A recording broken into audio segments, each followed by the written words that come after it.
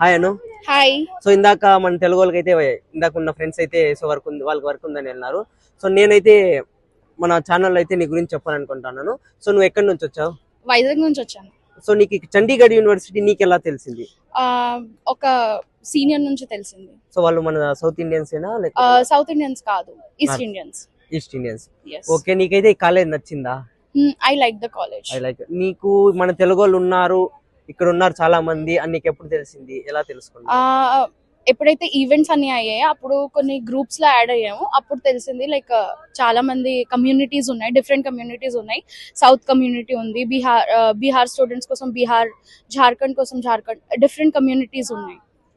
So మీరే చూస్తున్నారు కదా. సో ఇక్కడైతే మన తెలుగు వాళ్ళు ఉన్నారు అని ఎప్పుడు మనకైతే తెలుస్తుంది అంటే మీరు కాలేజ్ జాయిన్ అయిన తర్వాత ఇక్కడైతే కొన్ని ఈవెంట్స్ జరుగుతాయి. సౌత్ స్టేట్స్ అనేసి ఉంటాయి. సో ఆ సౌత్ స్టేట్స్ లో కొన్ని ఈవెంట్స్ జరుగుతాయి, సూపర్ గా జరుగుతాయి. సో అప్పుడైతే మన తెలుగు వాళ్ళ స్ట్రెంత్ ఎలా ఉంది ఏమనేది తెలుసుకుంటారు. ఇలాంటి అప్డేట్స్ కోసం మా డైలీ డోస్ ఫాలో అయిపోండి. Thank you.